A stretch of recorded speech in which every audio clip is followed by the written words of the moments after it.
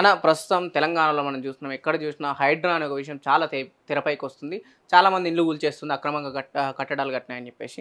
దీనిపైన ప్రభుత్వానికి కొన్ని ప్రశంసలు వచ్చినా చాలా వరకు దాని వివాదాలకు దారితీస్తుంది కదా, ఎలా చూడొచ్చు? అంటే ఏదైతే ఇచ్చిన హామీలు గ్యారంటీలని పక్కదో పట్టించడానికి హైడ్రా తీసుకొచ్చిల్లంటారా? పక్కదో అంటే అది ఎన్ని రోజులు జరగదు కదా. సరే ఇయ్యాల మొత్తం ఎక్కడ చూసినా హైడ్రా అని జరుగుతున్నది. కానీ నువ్వు పొద్దున్న లేస్తే నువ్వు సరే ఇప్పుడు ఒక ఇంట్లో ఉన్నారబ్బా, ఇప్పుడు మా ఇంట్లో ఉన్నారనుకుందాం, చూద్దాం, అరే నాకు 2500 రూపాయలు రాగానే ఏదో ఉపకారం చేస్తున్నాడు కదా అని చెప్పని ఆలోచన వస్తుంది. ఒక రోజు కాకుండా ఒక 15 రోజులు 20 రోజులు పోస్ట్ పోన్ చేస్తారు, నెల రోజులు కావచ్చు. కానీ దాని తర్వాత అయితే ఆలోచన రావాల్సిందే కదా. వస్తలేవు స్కీమ్స్. ఏ స్కీమ్స్ గురించి ఆలోచించిన నిరుద్యోగులు కూడా ఆలోచన వస్తుంది. సరే నాకు 4000 ఇస్తలేదు, కనీసం నౌకర్లను వస్తున్నాయి, 2 లక్షల నౌకర్లు రాగానే సంవత్సరంలో కూడా ఫిలప్ చేస్తా అన్నాడు. వస్తే నా ప్రిపరేషన్ దానికో అదొకటి, లేకపోతే నీకు మొత్తం ఎక్కడున్నా నేను ఫుడ్ పెట్టించి నేను చదివిస్తా అని చెప్పారు. అటువంటి ఏమైనా జరుగుతుందని ఆలోచిస్తుంది. ఇదే కురోలు ఇది కూడా నడవదు. సరే హైడ్రా అనేది కూడా డెఫినెట్గా ఒక సమస్యనే. ఇది సమస్య కాదని కాదు, అది ఉండాల్సిందే. ఇల్లీగల్గా కన్స్ట్రక్షన్ చేసినటువంటి ప్రభుత్వ భూములు ఆక్యుపై చేసి కానీ, చెరువు సికం కానీ, ఎఫ్టీఎల్ జోన్ పరిధిలోకి వచ్చినట్టు కానీ ఏవి కట్టినా ఎంత బడా బాబులు ఉన్నా కానీ వాటిని కూల్చాల్సిన అవసరం ఉన్నది. కట్టుకున్నోళ్ళయి, పర్మిషన్ ఇచ్చిన వాళ్ళయి, అప్పుడున్నటువంటి ఎమ్మెల్యేలు అటువంటి మీద కూడా కేసులు పెట్టి బుక్కల వారేసిన అవసరం డెఫినెట్గా ఉంది. అయితే ఈ మాఫియా పార్టీ మేము ఏదో చేస్తామంటే అది ఎక్కువ రోజులు ఉండయి, జనం లోపల చర్చ జరుగుతూనే ఉంటుంది. అంటే ఎక్కడైతే హైడ్రా విషయంలో కొందరు నోటీసులు ఇస్తులు, అంటే కొంత టైం ఇస్తుంది, 7 డేసా 15 డేసా కొంత టైం ఇస్తారు. కానీ కొందరికి మాత్రం పొద్దున్నే 6 గంటలకు వచ్చేసి ఇళ్ళని కూల్చేసి రోడ్లపైకి తీసుకొస్తారు. అంటే ప్రభుత్వం ఈ రెండింటికి వ్యత్యాసం ఎందుకు చూపెడుతుంది అనుకో?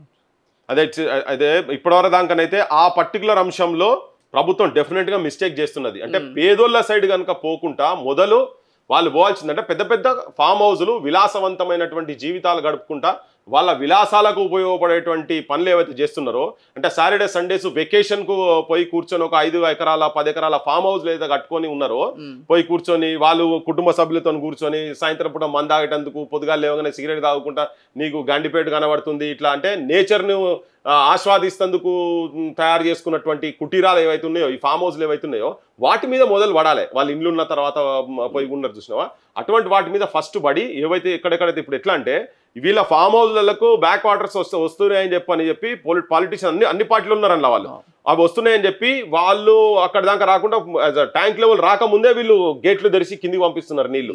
చాలా మంది ప్రజలకు కూడా ఈ విషయాలని తెలియదు. సో ఫస్ట్ వాటినన్నింటినీ చేసిన తర్వాత డెఫినెట్ గా అందరికీ, ఈవెన్ పేదోళ్ళు ఉంటే కూడా, వాళ్ళకి ఇల్లు లేని వాళ్ళు ఉంటే కూడా, ఇల్లు లేని వాళ్ళకి కూడా నువ్వు ఇల్లు ప్రొవైడ్ చెయ్యి. ఇప్పుడు డబల్ బెడ్రూమ్ ఇండ్లు ఇప్పటిదాకా వచ్చినవి ఉన్నాయి కదా, వాటిల్లో అలాట్ చేస్తావా, లేకపోతే ఇంకేమైనా కట్టి అలాట్ చేస్తావా? వాళ్ళకి 2 నెలలు 3 నెలలు 6 నెలలు నువ్వు టైం ఇవ్వాల్సిన అవసరం ఉంది. ఇచ్చి కూలగొట్టి ఉంచమనేది సమస్యనే లేదు. ఎట్టి పరిస్థితుల్లో ఇల్లీగల్ కన్స్ట్రక్షన్ ఎంత పెద్దోడైనా ఎవరైనా కానీ చేయాలి. కానీ పేదోళ్ళకు మాత్రం చాలా ఇబ్బంది అవుతుంది, చాలా కష్టం అవుతుంది. ఫామ్ హౌస్లు కూలగొట్టడానికి మనకి 10 ఇండ్లు ఉంటాయి బయట, కానీ పేదోనికి మాత్రం ఉండే కదా. ఈవెన్ పర్మిషన్ ఇచ్చి ఇప్పుడు 25-30-35 ఏళ్ళ నుంచి ఆల్ పర్మిషన్స్ ఉన్నాయి వాళ్ళ దగ్గర. కరెంట్ ఓడిచ్చే, నువ్వు నీళ్ళోడిచ్చే, అందరు ఇచ్చారు కదా, నిప్పోడిచ్చే, జిహెచ్ఎంసీ ఓడిచ్చే, రోడ్ లోడ్ ఇచ్చే, ప్రతి ఒక్కరు ఎవరు చూసినా కానీ వాళ్ళంతా పర్మిషన్లు అయితే ఇచ్చారు కదా. అవన్నీ కాపీలు వాళ్ళ దగ్గర 25-30 ఏళ్ళ నుంచి వాళ్ళు కట్టుకొని ఉన్నారు. అప్పటిదాకా ఏదో ప్రభుత్వం, గత ప్రభుత్వం అయితే ఇచ్చిన్నది కదా, వాళ్ళకు అటువంటి వాళ్ళకు టైం ఇచ్చో ఎట్లనో ఏదో చేసి వాళ్ళ కాంపెన్సేషన్ ఏం చేస్తారో గవర్నమెంట్ తరఫు వెళ్ళి చేసినా కానీ చేయాలి. కానీ ఉట్టిగా ఉన్న పరంగా టకటక పోయేసి కూలగొట్టడం కాదు.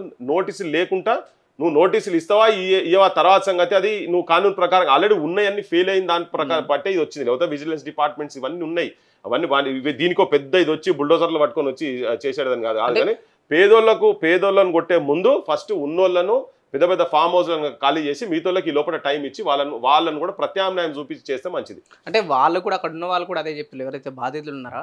సరే ఇన్ని పర్మిషన్ ఇచ్చినప్పుడు అంటే అప్పుడున్న అధికారులకు గవర్నమెంట్కి తెలియదా మాకు ఎందుకు పర్మిషన్స్ ఇచ్చిళ్ళు, మళ్ళీ మీరే ఎందుకు గూలగొడుతులు అంటున్నారు, ఏంటిది? అదే ఇప్పుడు అది ఇల్లీగల్ కనుక ఆడ ప్రభుత్వానికి మాట్లాడే అవకాశం ఉంది. నువ్వు ఏదైతే కట్టుకున్నారో కానూన్ ప్రకారంగా కాకుండా కట్టిరు. అది అంటే వాళ్ళే పర్మిషన్ ఇచ్చింది కదా. అదే వాళ్ళే పర్మిషన్ ఇచ్చి గత ప్రభుత్వం ఇచ్చింది. అవి మేము గత ప్రభుత్వం ఇచ్చిన తప్పులను మేము సరిదిద్దాలని చెప్పని కదా ఇప్పుడు వీళ్ళు మాట్లాడుతున్నది. సరిదిద్దండి, కానీ అది తప్పు వాళ్ళది కాదు కాబట్టి, ఎవరిది ఆ కొన్నోళ్ళ తప్పు కాదు కాబట్టి. గవర్నమెంట్లు అన్ని ఉన్నాయి, బ్యాంకు లోన్ కూడా వస్తున్నది, అన్ని పేపర్ల తర్వాత ఇరిగేషన్ పర్మిషన్ కూడా తర్వాత అన్ని పర్మిషన్లు ఉన్నాయి, ఎవ్రీథింగ్ ఉన్న తర్వాత ఎవరైనా కొనుక్కుంటారు. అబ్బా ఇప్పుడు ఎక్కడికెళ్ళి వచ్చేటోళ్ళు, ఎక్కడికెళ్ళి ఎట్నారంకెళ్ళి వచ్చేటోళ్ళు, మన మంగపేటకెళ్ళి వచ్చేటోళ్ళు వచ్చి ఇక్కడికి వచ్చి, ఎక్కడో వైరాకెళ్ళి ఖమ్మంకెళ్ళి వచ్చి ఇక్కడ వచ్చేటోళ్ళు వచ్చి నిజంగా వనపడితో కలవకుర్తికెళ్ళి వచ్చి చూసినారు. ఈ పత్రాలను చూస్తారు, కన్స్ట్రక్షన్ చేయించినాడు, ఇవన్నీ చూసారు, అన్ని ఉన్నాయి కదా, బ్యాంక్ ఉన్న తర్వాత బ్యాంక్ ఉన్నది అంతా లీగల్ అనుకొని తీసుకుంటారు. కానీ అది ఎంత ఏంది అవన్నీ తప్పుల తడక కదా, ఆ తప్పుల తడక అయినప్పుడు ఇప్పుడు అటువంటి వాళ్ళు తీసుకున్నారు. కానీ నాలాలు అయితే పోలే కదా, నువ్వు నాలాల మీద కట్టినోడు ఉన్నాడు అనుకో, అది ఉలగొట్టాల్సిన అవసరం, ఎందుకంటే బ్లాక్ చేస్తే మొత్తం హైదరాబాద్ అంతా నువ్వు ఒక అర్ధగంట వర్షం పడితే అసలు ఆగమాగం అవుతుంది. ఈవెన్ తాగునీటికి సంబంధించిన వాటిని కూడా ఛానల్స్ మొత్తం క్లోజ్ చేసేసింది కదా వీళ్ళు. సో అవన్నిటిని ఓపెన్ చేయాల్సిన అవసరం ఉన్నది, కానీ ఆ పర్మిషన్ ఇచ్చింది కాబట్టి వాళ్ళకి ప్రత్యామ్నాయం చూపించి ఆ పని చేయాల్సిన అవసరం ఉంది. అంటే ఇప్పుడు మనం ఇక్కడ సున్నం చెరువు చూడొచ్చు. సున్నం చెరువు దాదాపు 23 ఎకరాలని కబ్జా చేసిందని చెప్పేసి అటు ప్రభుత్వం ఎప్పటియో పాత నక్ష తీసుకొచ్చి చూపెట్టింది, ఇదే అసలైన చెరువు అంటుంది.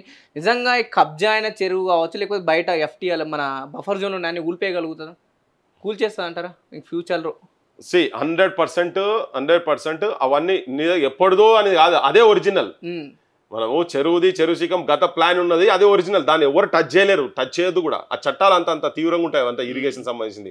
ఎవ్వరు కూడా దాంట్లో ఎటువంటి కన్స్ట్రక్షన్ చేయదు. కానీ ఇల్లీగల్ గా పైసలు తీసుకొని మొత్తం కింద నుంచి మీ దాకా అంతా అమ్ముడుపోయి ఉన్నారు. అందరు ఉన్నారు కదా. ఇప్పుడు పొంగులేటి శ్రీనివాసరెడ్డిలు ఇటువంటి వాళ్ళ పెద్ద పెద్ద ఫామ్ హౌస్లు అంటే వీళ్ళందరూ మంత్రులు. అంతకుముందు కూడా ఆయన పొంగులేటి కూడా ఉండగా, ఇవాళ ఉన్న రెవెన్యూ మంత్రి, అంతకుముందు కూడా మంత్రి ఉండే కదా ఆయన. అంతకుముందు ఆయన రాజకీయాలు ఉన్నాడు కదా, ఎంపీ ఉన్నాడు కదా, రాజకీయం తెలిసినోడే కదా ఆయన కూడా, అంటే పదవులు ఉన్నాడే కదా. ఇప్పుడు ఇటువంటి వాళ్ళే ఇవన్నీ తప్పులన్నీ చేసినంత బాధ్యత అన్ని పార్టీలకు సంబంధించిన రాజకీయ నాయకులు అందరూ ఉన్నారు. ఇలా ఒకటి అందరి బయటపడతా ఉన్నాయి. మరి వాళ్ళందరూ పర్మిషన్లు అన్ని లెటర్లు అన్ని దొంగయ్యాయి కదా మొత్తం తీసుకునే. సో వీళ్ళందరికీ అవన్నీ ఉన్నాయి కాబట్టి, అవన్నీ చేసి కాబట్టి తప్పుల తడకలన్నీ వీళ్ళందరూ చేసి కాబట్టి అవన్నీ కూలగొట్టాల్సిన అవసరం ఉంది కదా. అంటే జనాలు ఏమంటున్నారంటే, అంటే మా లాంటి వాళ్ళే టచ్ చేస్తారు తప్ప అధికారంలో ఉన్న వాళ్ళే ఫామ్ హౌస్ వాళ్ళే కూడా బయటకు వచ్చినాయి, వాళ్ళు అట్లీస్ట్ నోటీసులు ఇస్తారే టచ్ చేస్తలేరు కూడా జనాలు అంటారు. ఏంటి మనం జస్ట్ ఇంకొక రోజులు వెయిట్ చేద్దాము. వాళ్ళు ఏమంటున్నారు అంటే, వాళ్ళు ఎస్ మేము వాళ్ళకు కూడా ఇస్తాం, అవి కూడా గులగొడతాం అని మాట్లాడుతారు కదా. కానీ ఇప్పటిదాకా మాత్రం ఆచరణలో ఇది ఏదో షార్ట్ టర్మ్ కాదు, దీర్ఘకాలికమైనటువంటి ఆలోచన జరగాలి. దీన్ని టెంపరీగా తూతూ మంత్రం తుమ్మకాయ మంత్రం అని చేస్తారంటే కుదరదు. సో ఇప్పుడు మేము చేస్తున్నాము, మేము వాళ్ళే కూడా అందరికీ గులగొడతాం, మేము ఇల్లీగల్గా ఏమవుతున్నాయో అవన్నీ తీసేస్తామని చెప్పి ఇప్పటిదాకానైతే మాట్లాడుతున్నారు. ఆచరణలో కూడా జరుగుతున్నది అయితే ఎక్స్పెక్ట్ చేద్దాం. నేను ఏంటంటే స్టిల్ నేను వెయిటింగ్ ఈ ఇష్యూలో మాత్రం ఇంకా చూద్దాము. కానీ ఒకటే ఏంటంటే నేను విజ్ఞప్తి చేసేది ఏంటంటే, మీరు దుర్మార్గంగా పేదోళ్ళ మీద పడి ఉన్నోళ్ళ మొదలు పక్కకు పెట్టి పేదోళ్ళ మీద పడి కింద చిన్నగా 100 గదాలల్లా 150 గదాలల్లా కట్టుకున్న వీళ్ళన్నీ అన్ని పర్మిషన్లు ఉన్నోళ్ళే వాళ్ళకన్నా ముందు నువ్వు ఫామ్ హౌస్లు మొత్తం ఫస్ట్ పక్కకు పడేస్తే వీళ్ళని లోపల టైం ఇచ్చి వీళ్ళకు ప్రత్యామ్నాయంగా చూపించేస్తే బెటర్ ఉంటుంది అనేది నా ఆలోచన.